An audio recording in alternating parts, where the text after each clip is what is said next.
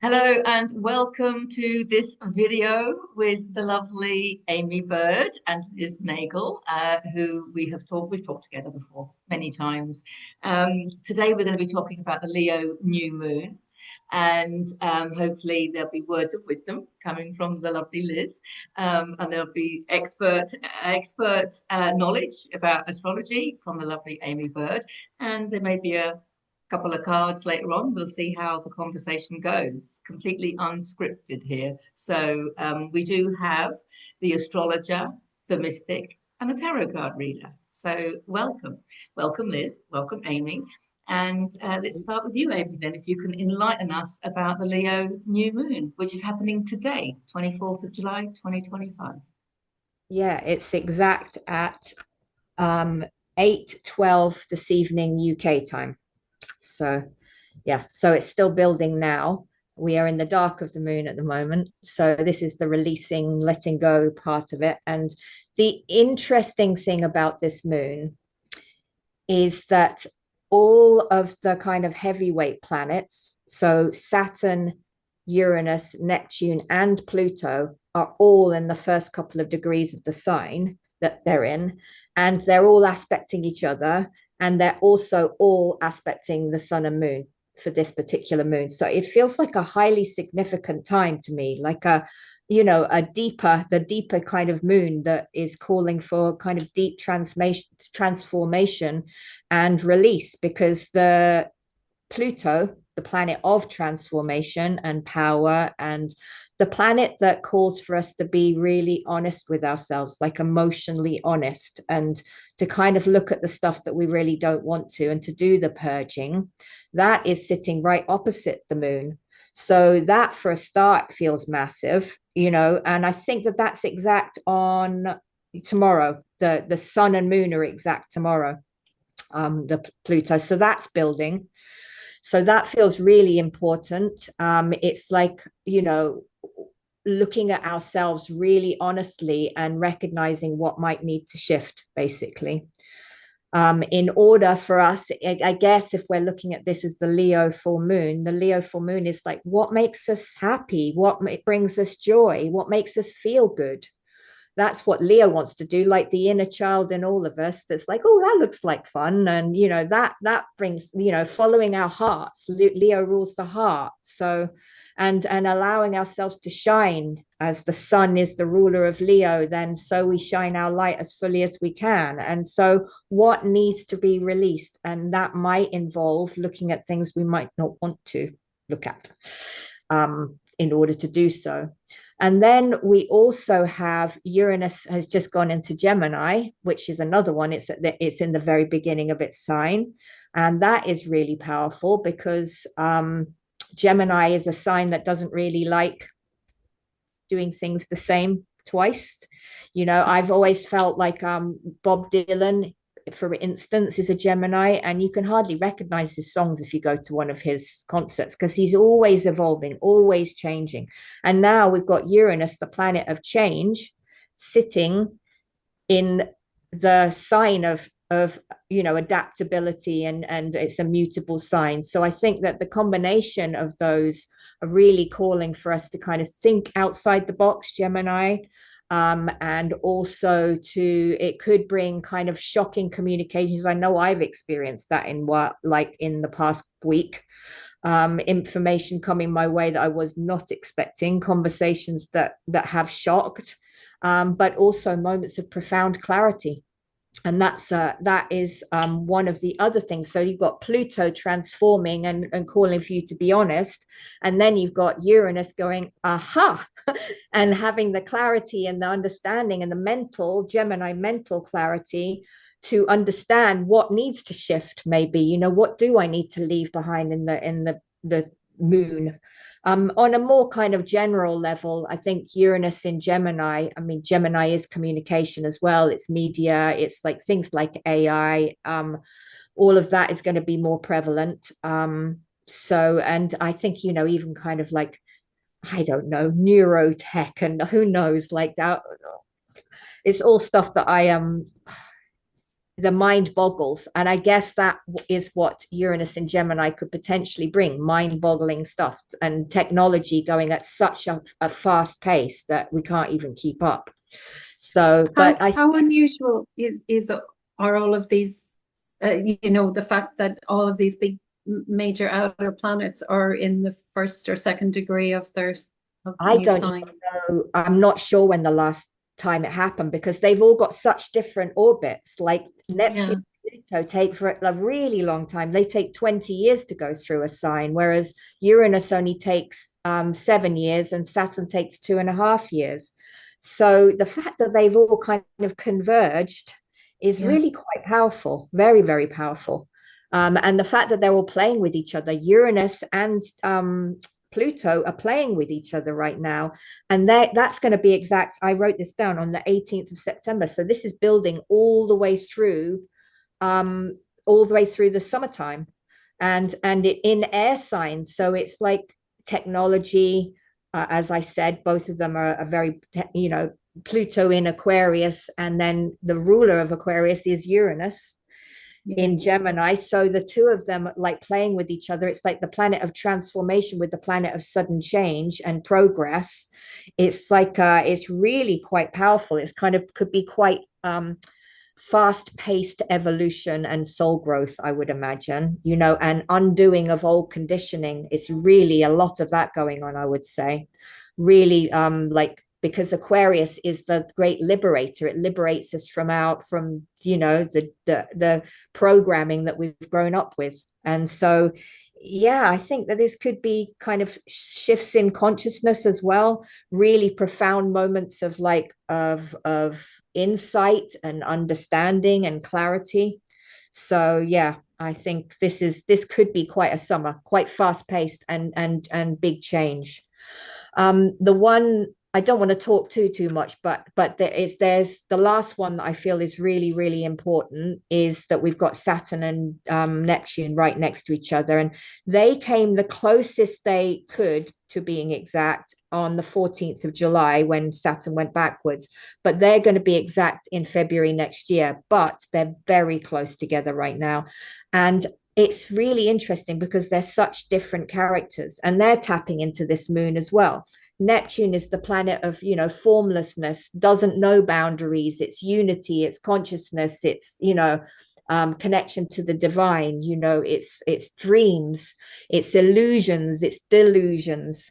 And then Saturn is like, no, real. This is real. This is tangible. Saturn holds Neptune. So Neptune is like the river or the ocean, and it's like the water, and Saturn is the cup or the riverbed, or so in a way, you know can Saturn give form, some kind of structural goal oriented in Aries action to help bring our dreams into reality? What do we really want for ourselves? What are we truly truly yearning for? That's what Neptune is. What's the dream?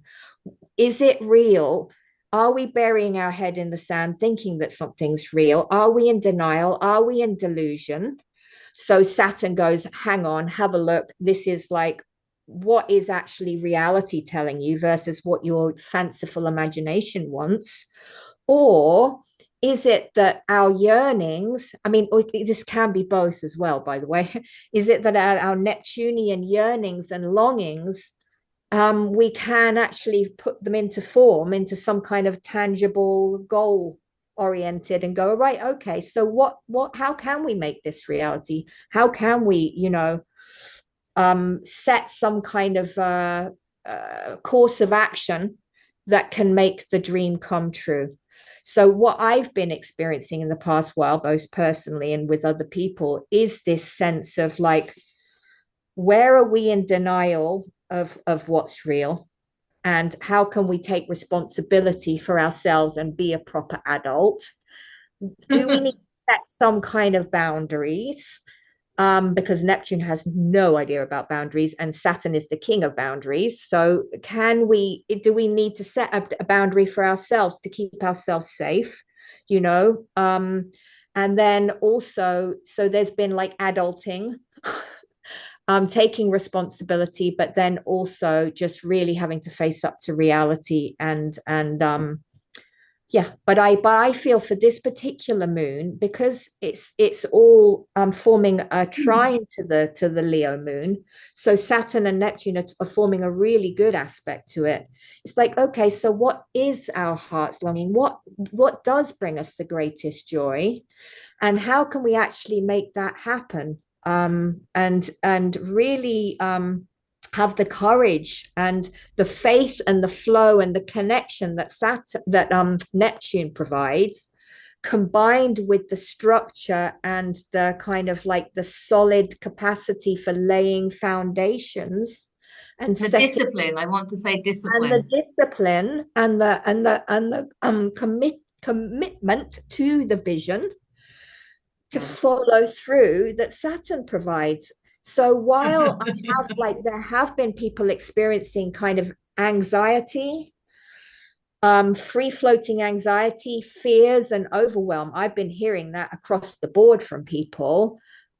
And that's all part of the story. And a sense of aloneness I've been hearing a lot of. Like, think about it. Aries is I am. Saturn is the hermit. Neptune is the one that needs to be in seclusion, to connect to the divine.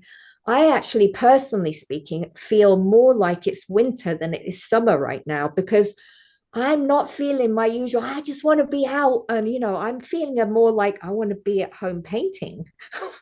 That's just me. But I've also been hearing other people saying that there's a little bit more kind of a slight more of an inward feel to this summer in the northern hemisphere, that is.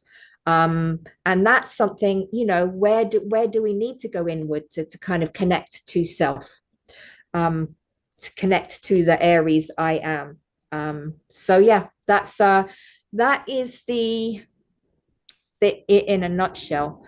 But it does feel that this moon could bring up creative ideas. Leo is creative. Leo says, how can you create the reality you want? How can you be the director of your own play? What is it that you want to create for yourself? And then Saturn and Neptune are saying, well, what really, when it comes down to it, what am I truly longing for? And how can I make that real? And I think that the Capricorn full moon really brought into focus the longings. And my sense is that now we're in the more of the, well, okay, let's make it happen, and what do we need to let go of, Pluto, and release in order for us to do that? What needs to go, and where do we need to be realistic about what needs to go? So that's yeah, it feels like a massive moon. And I don't know, it will be interesting. I should have checked that actually to see when were the last time that Saturn, Uranus, Neptune, and Pluto all in the first couple of degrees of a sign and aspecting a new moon. And the new moon is all about new beginnings and setting creativity.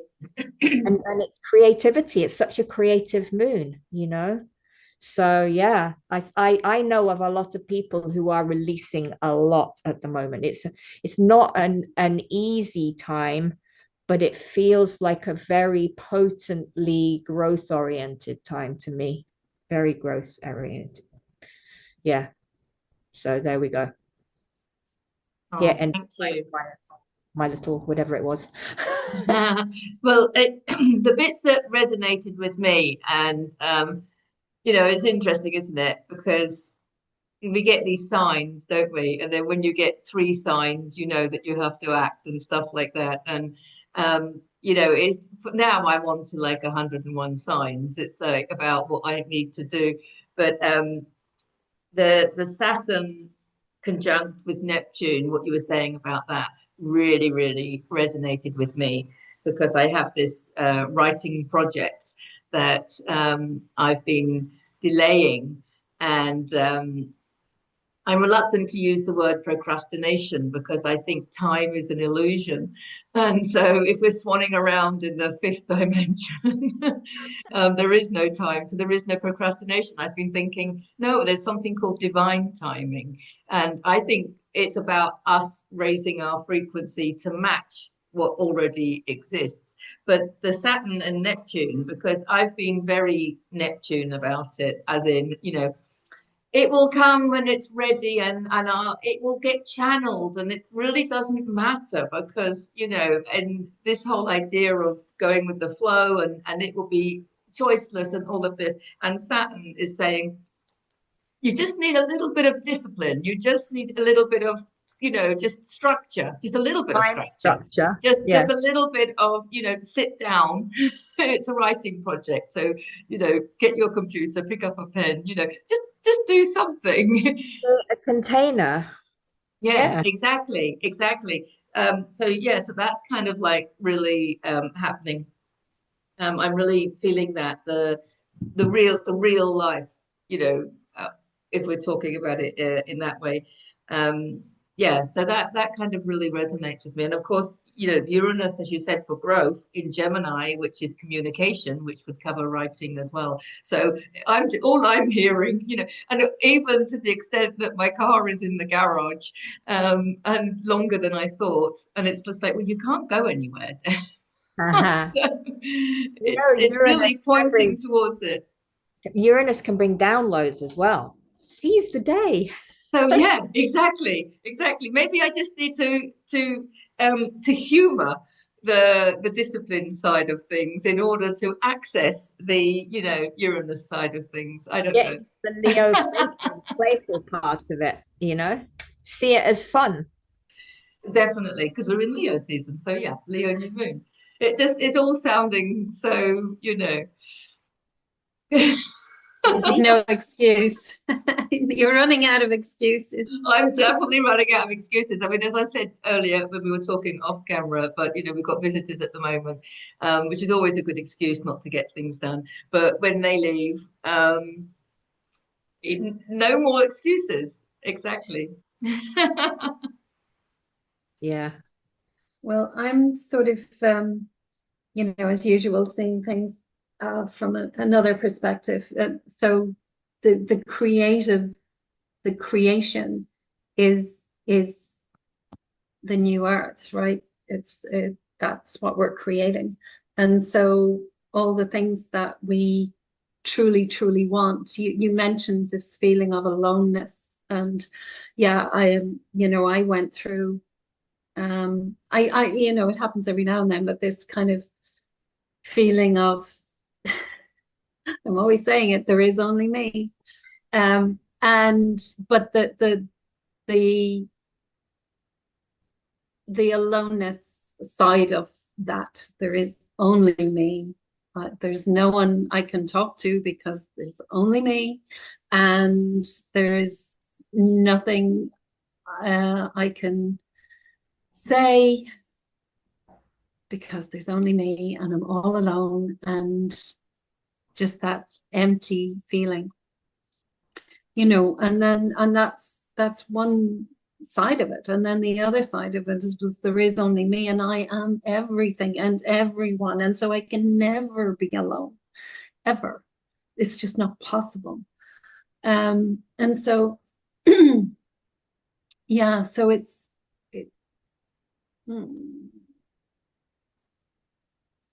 so what am I trying to say? It's the create something to do with the card that you pulled before came on, the eye of the needle. Mm-hmm. Yeah, if you want to show it there. Yeah. It's like that's what we have to focus our intention on. It is, that's what Saturn, the eye in the eye, the portal that is the I am is a portal. And when we walk through that eye, that's when we feel connected. That's when we're home. That's when desires just disappear. There isn't there isn't a need there isn't a need. There is no need. There are no needs. Everything is there. The potential for everything is there. It already exists. And so that's really what we're longing for. That's really Neptune's, search and longing for that connection, that swimming in that ocean. Yeah.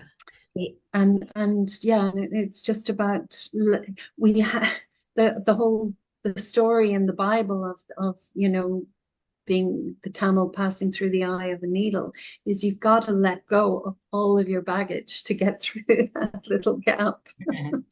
You can't have any knots in your thread. If you're a sewer, you'll know what I mean.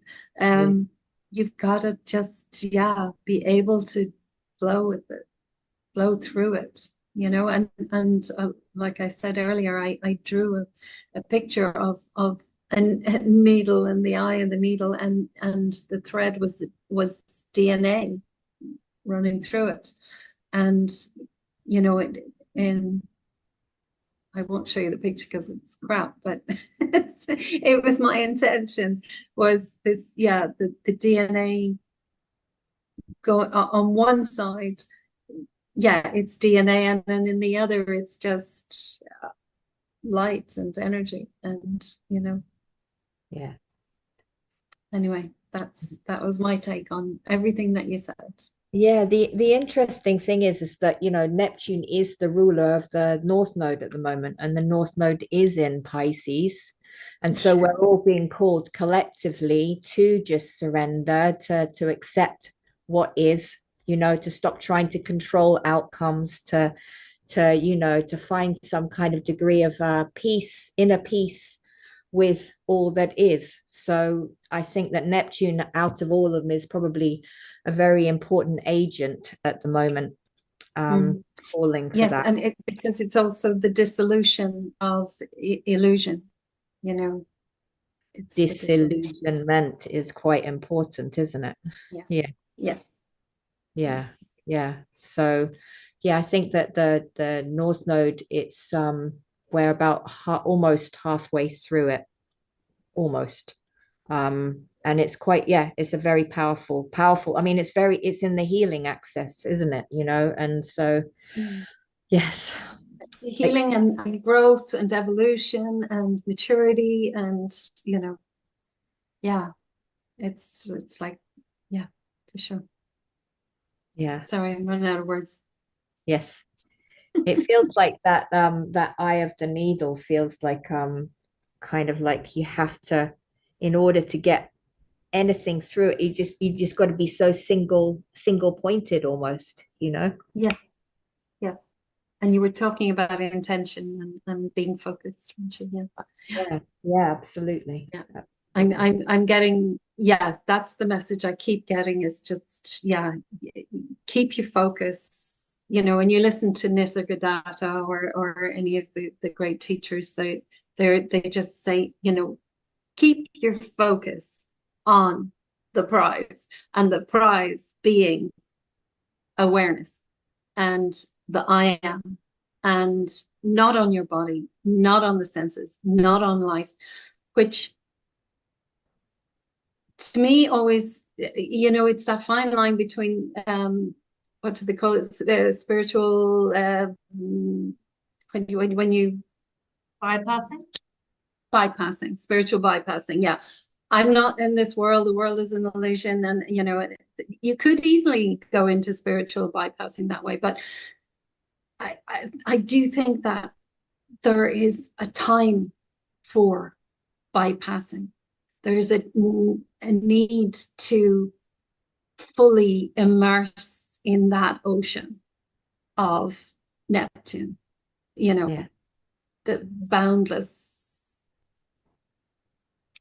bodiless, formless emptiness, non-emptiness, to really immerse in that and dissolve the illusion, and then come back into the body with that awareness really, really clear. Mm-hmm. I think that's really important. And that's like a conversation I've recently had with a very aware Facebook friend that I was messaging. And we were talking about the women's football, you know, and the possibility of having an England versus Spain, and who would we support if it was England versus Spain? And this person Spain. is really, really, I feel, no, and I, both of us are Brits, but living in Spain. And we both feel to support Spain. And we were like, but that's like really in the division, in the separation, in the duality. And then I just completely, like Liz just said, you know, this awareness is, you know, I think the aim is to have the awareness. But then again, I think the name of the game is to bring that awareness back down. And what came to me was the duality. We chose to have this experience, this human experience, because of the duality. And it's about enjoying the duality. There's so much fun to be had within the duality. Here, look, we've got the astrologer, we've got the mystic, we've got the tarot card reader, you know. There's a separation going on here, you know. And it's about enjoying that separation and the senses and all the human pleasures, you know. And Yes, it's about enjoying the duality and not getting sucked into it. And I think that's what makes life so special. And that's something that's really come to me recently, especially with my trip to the UK. I was just enjoying everything, you know. And yeah, I think that's what it's about, and not getting sucked in to the separation and the division and the duality of it all, but actually enjoying the whole illusion. yes. Well, because, you know, on one level, really, it doesn't matter who wins, so long as there's a great match and everybody enjoys and the best team wins. And you know, and that's it. But if you really want to get involved in the fun of it, you've got to pick a side. It doesn't matter which side, Yeah. so long It's as you more don't, exciting. you know, yes, it's more exciting. But realize at the same time that it doesn't matter which side I pick, really. You know, it's just for the fun of it. I'll pick the opposite side to you so that we can both have that fun, you know. Yeah. Or I'll pick the same side so we can celebrate together or commiserate together, whatever. But it's not taking it to heart. But well, taking it to heart, but yeah, not investing our soul in it. Yeah. Yeah, it's interesting because Aries is the sign of that you know of competition in a way, you know, and it can be, you know, up against each other sort of thing. And I was contemplating that, like, if you were to fight Aries with Neptune, you know, Neptune would be like from a place of surrender rather than wanting to win, or from anger, not from wanting to win, but just a surrender to the divine, just a being, you know. So there's another thing Yeah. about Aries as well, this sense of the road less traveled, you know, like the pioneer, the trying out the new. And that's what I kind of felt from you, Deborah, that you were saying, you know, like I just wanted to experience everything, you know, the newness of Aries, this first sign of the zodiac, and then the wonder of Neptune, you know. So yeah, really beautiful. Sorry there, I was just having to check because the semi-final was last night, and I just had to check that it was Spain that had got through. That's what I was doing. Otherwise, there might be comments going, "Yeah, but Germany won," because I didn't watch it. I'm not such a big supporter that I watched it. I watched the semi-final, but yeah. Anyway, that was explaining that one. If I was a bit distracted, shall we go into a little card reading? I pulled four cards, they're face down, as is my way, and we can just see together, we can see what is coming. I love it. So Oh, we're starting Gemini. off with the lovers, As we know, love is the answer to everything. This is the Gemini card. So yes, we've got Uranus in Gemini, which we've been talking about. So that is about communication and all those Gemini traits. But this is about remembering to bring everything back to love. Yes, Liz. Sorry, it's just Uranus, all about exploring new ways of doing things, and it's new ways of expressing love, new ways of being in love, being and being in a relationship. Sorry, that's just and being love. And being love. Expressing love, being in love, but being love, being the love. Yeah. It was a question I asked the architect actually when I was in England. I can't remember exactly the details, but it was basically like we were saying, which way to go forward. And one of the answers was, this is not about you doing anything. This is just about you being there. Yeah. And I was like, oh, okay, I'll go then. But it's always, always ultimately self-love. Because as Liz says, there is only me. And so loving other people is an act of self-love, of course. Judging other people doesn't feel very good. Loving other people does. And loving other people unconditionally is an act of loving yourself unconditionally. Because when we love unconditionally, it feels so, oh, I nearly swore then. It feels really lovely. It's not like me to stop myself. So yeah, so this is the power of love, I want to say. The power, oh my goodness me, look what's going on here. And here we've got, of course, the devil, Capricorn, ruled by Saturn. So here we've got, the Saturn going into conjunct with Neptune. I have to look at my notes because I'm not an astrologer, as I'm always saying. So this is interesting. So programming, right? This is interesting because the lovers feels like it's like we're entering into new earth, new paradigms, new way of being in relationship that we don't the Aries pioneer, it's new territory, right?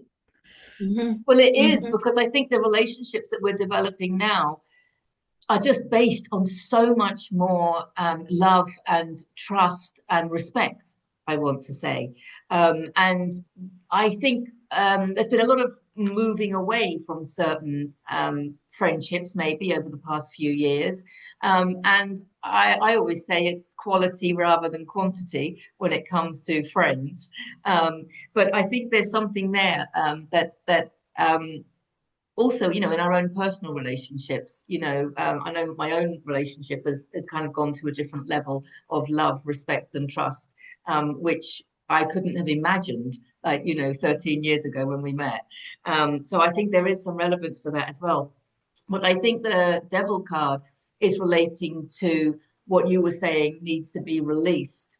That something's coming up and needs to be released. Of course, it's Capricorn ruled by Saturn, which is that discipline that see, this is me just going, no, I love myself. I'm just going to be airy fairy about everything. And this is the bit of strict, yes, but you do have to actually, take some discipline. This is a discipline card. It's and control. So, where do we go with this? Because as you said, also with the nodes, we're going from Virgo, who can be quite controlling, into Pisces, who's very flowing. So we've got this from control into flowy, but then here we've got, this control. Actually, can we see it in a different light? Can we give it a different name? And maybe it's not a negative control, but self-discipline, a little bit of willpower. Willpower is also, a Capricorn energy, isn't it? So, but of course, we can't deny the fact that he is temptation, addictions, and our shadow side. And fears. Exactly, that are coming up. We talked earlier about the anxiety, the collective anxiety that's coming up and stuff like that. But I think the fact that it came on the heels of this is what I said in the beginning. Love is the answer to everything. Love yourself enough to process it and not bypass it, not push it back down.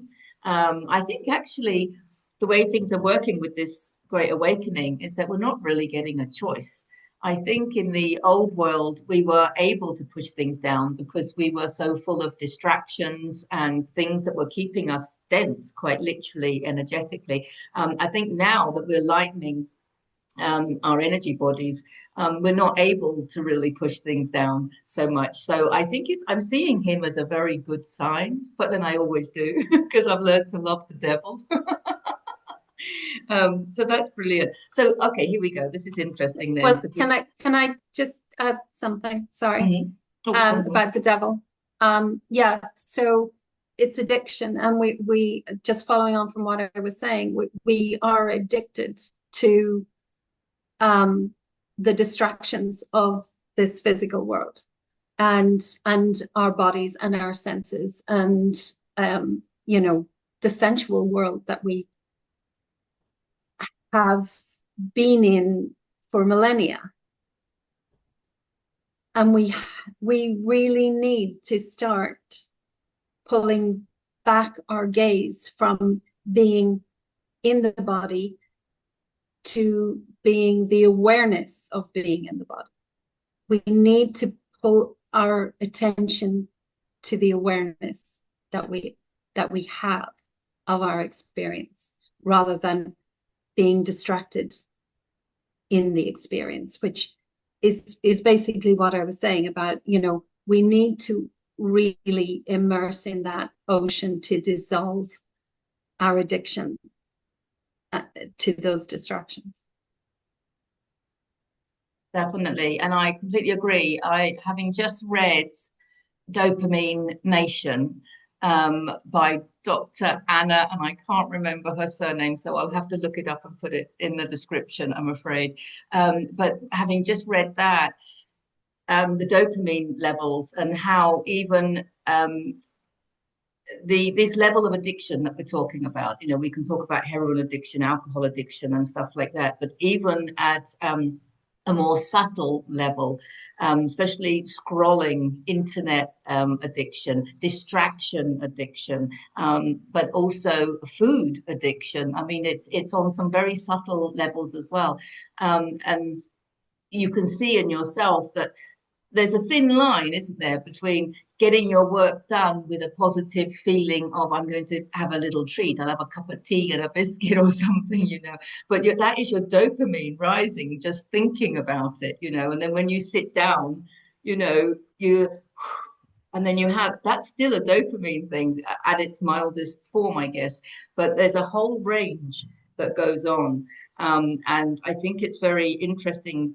For me, it was very interesting because, you know, we can be addicted to things like exercise and all sorts of pleasures, and just being aware. That's what I like about what you just said, Liz. It's that awareness to actually observe your behavior and to actually see, you know, is this a healthy, you know, dopamine up and down, or is it, you know, not so healthy, which is interesting because I think that's why the next card is what the next card is, because the Five of Pentacles is typically the lack and scarcity card.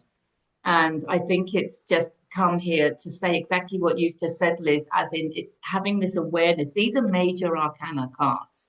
Major arcana are the spiritual lessons in life. I think this is saying what we were saying earlier on about have that awareness, you know, work through these spiritual lessons, if that's what we want to call them in life, to get that awareness, so that you can bring that awareness to, this is very much the lack and limitation of the physical realm.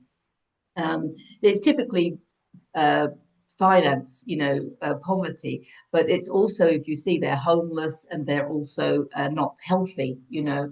So it's a lack card in general, which relates to any kind of, well, we know that lack can only exist in our reality if we have lack thinking.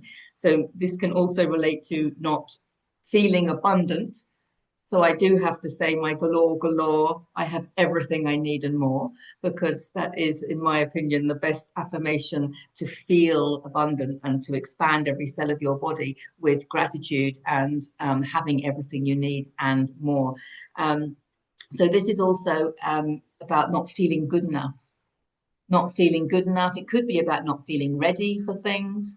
It's just a lack of confidence, a lack of, it could be anything. I don't have this.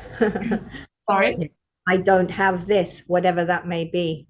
There was just something I wanted to say quickly, and that Venus and Mars are actually square each other in this moon. I didn't mention that, but that it does, the fact that the relationship, the lovers came up, um, it feels significant because the Venus is sitting square the nodes right now, and Mars is sitting on the south node, on the Virgo south node. So I think that relationships do feel like quite a big part of this moon in terms of maybe what we need to let go of. What do we need? Our fears, our addictions, the sense of lack, things like that. Definitely. Our relationship with ourselves Yeah. mainly, and with the self.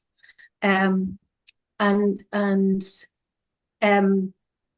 I've lost it. Carry on, Deborah, and I'll come back to it.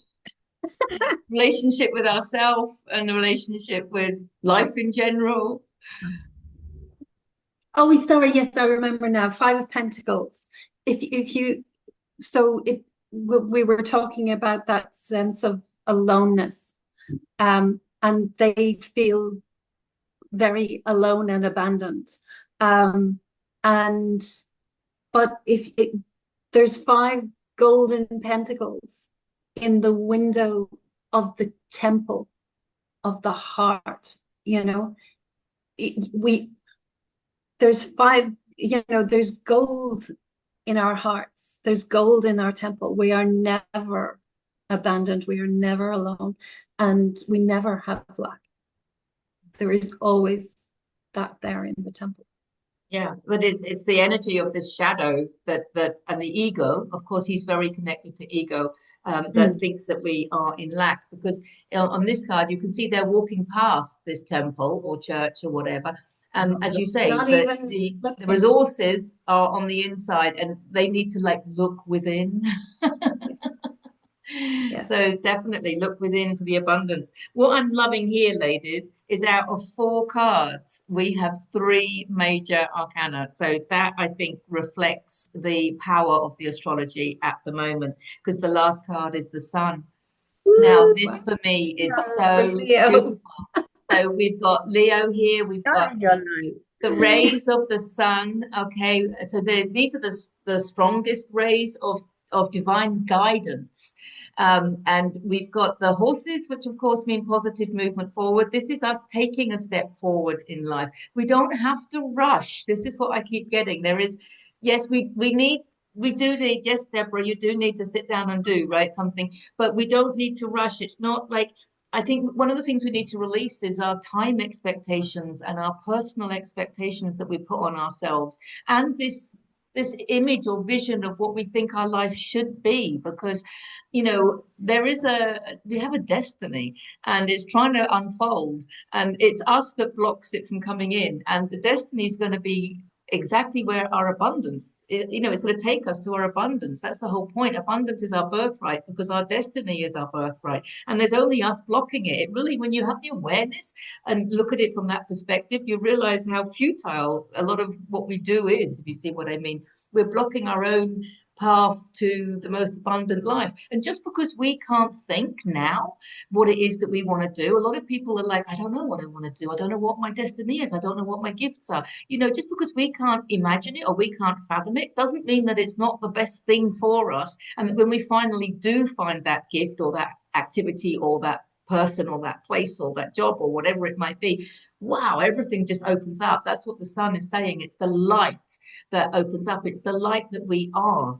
And of course, we have the little child, because Leo is all about feeling childlike. This has been coming up for me big time, feeling childlike, and I'm still practicing these cartwheels, because there's a voice in me that could say, think how old you are, Deborah. You really don't need to be doing cartwheels. And this card is going, oh, for goodness sake, just do them. be cartwheels, because if you don't do them, you lose them, right?